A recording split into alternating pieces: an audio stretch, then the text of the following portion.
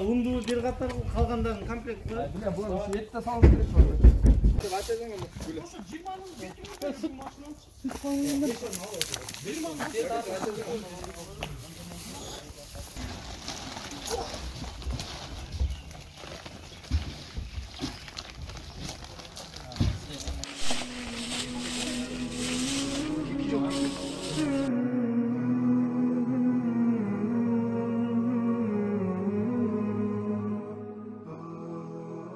Ассаламу алейкум рахматуллахи ва баракатух.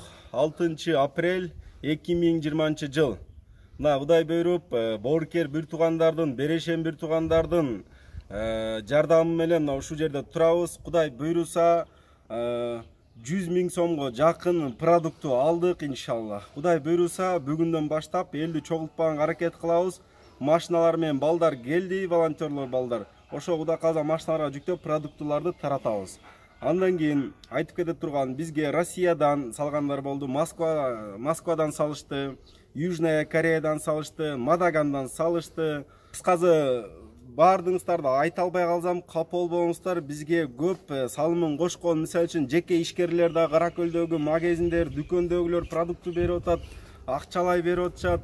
Негизи баардыгы биригип бизге акча берип атышат. Мынакей Кудай буйруса ошогул аманатты бүгүн мынакей артымда жигиттер турат, растадык. Бул жигиттер боюнча айта турган болсом, булар Кара Көлдөгү 91-жылкы жигиттер жалпы чогулуп бизге 60 000 сом беришти. Кудай буйруса мынакей бул 91-жылкыларды мен как үлгү катары мындан ары сепчика улансын деген да оюбуз бар.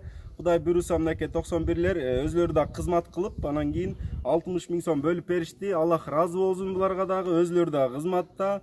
Сиздерге айтат элем, дагы жыл бул бөлүнүңүздөр, жардам бериңиздер. Мынакей өзлөрү келип, өзлөрү кылып, өзлөрү таратат. Бүттүн өзүңүздөр көрөсүздөр ким экенин. Кээ бир сөздөр болот экен, бай адамдар депчи.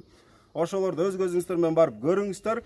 Что биз дагы элдин астында таза болубуз келет. Мынакей биз болгону Мүрөк коомдук бирикмеси ушундай берешен адамдардын, Россияда, башка жакта жүрүшөт берешен адамдардын ортосундагы болгон көпүрөбүз.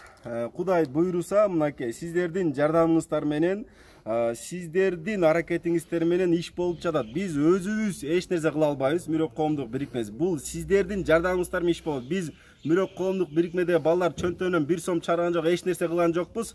Биз эч кимге мактанайын деген жокпуз. Биз болгону ушундай артында турган берешен балдардын ортосундагы эле көпүрөбүз.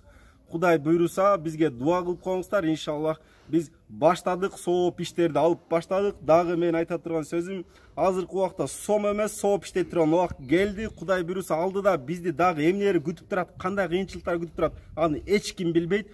Ошондуктан мен сиздерге айтат элем, Кара Көлдөгү жашагандар, негизи Кыргызстандагы жашагандар, өзүңүздөрдүн кошуналар, кемпир чал, инвалид, муктаж адамдарды билсеңиздер, барып кабар алыңыздар, барып ошолорго мүмкүн болсо тамагыңыздар менен бөлүшүңүздөр. Мынакей аркадагы балдар өзлөрүнүн тамагы менен бөлүшөт. Булар кайдыгер караган жок азыркы учурда.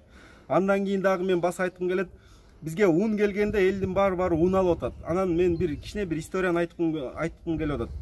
Японияда билесиздер, цунами болот, жер титирөө болот, ошондой убакта ал жакта кыйынчылыктар көп болот. Анан бир кыска эле история, бир бай эле киши магазинге кирет экен. Магазинге кирсе эки эле булканан бар экен. Ошонун бирөөсүн эле алат экен. Анан биякта сурайт, эмне үчүн мунусун албайсың? Мен аркамда да адамдар алсын дейт.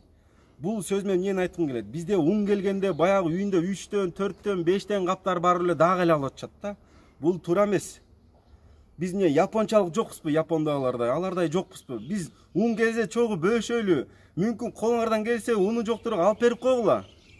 Бул азыркы учурда ошондой кыла турган иш келди бизге. Башыбызга мындай нерсе келе элек болчу. Ошондуктан мен чакырам сиздерди жакшылык иштерге, жана сом эмес, сооп иштей турган убактар келди. Колуңуздардан келген жардамды иншаллах бериңиздер. Ассаламу алейкум ва рахматуллахи ва баракатух.